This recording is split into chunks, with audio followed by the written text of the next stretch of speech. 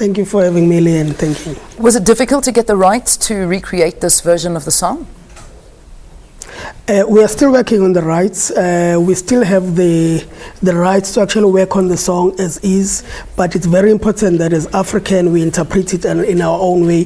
We present it in our own languages as African. So those are the rights that we are working on now. Okay. Now, why did you feel it was important to take this track, use African artists, and use the funds for Ebola? Two main reasons. Ebola is a crisis, and a crisis you respond in an Asian way. So we needed a song that was ready. We needed a song that is actually a symbol of hope. The song actually speaks to what people can achieve, to what Africans can achieve when they gather and work together towards a common goal. And the song does speak to us about that.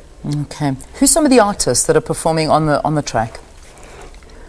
Wow, I must say the response was awesome. It's a wide array of African artists, not just South African artists. We have artists from Nigeria, artists from Tanzania, artists from Mozambique, and artists from South Africa. I speak of your Steve Kekanas, I speak of your Don Jazzy, I speak of your Davido, I speak of your RJ Benjamin, Mafigi Zolo. It's a long array of artists. Yeah, so you really managed to get the cream of the crop in order to be a part of this.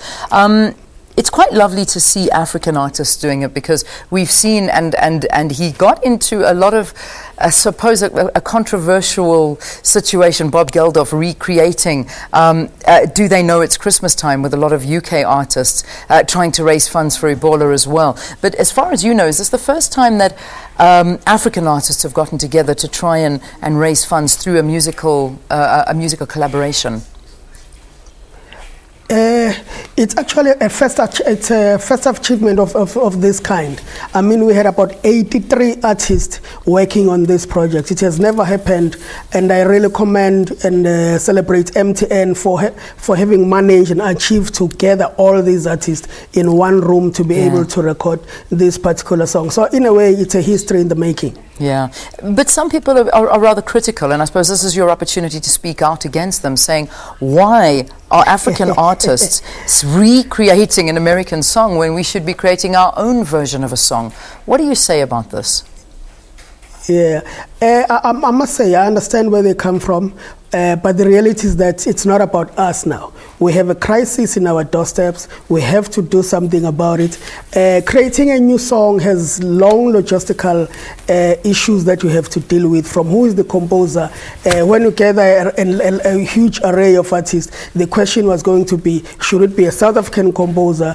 Where should the song come from? So we wanted to actually not deal with those kinds of things. Yeah. Get a song that is ready, get a song that will have the right message, and be able to do this now. It's a crisis. This past weekend we were all in the studio. Now if we have to create and write a new song, we will be waiting by now for the new song. We'll still be dealing with where will the song come from, who will write the words, who will write the melody. It's a combination of different things. All right, so it was a matter of urgency. It's being released. When can the public get it?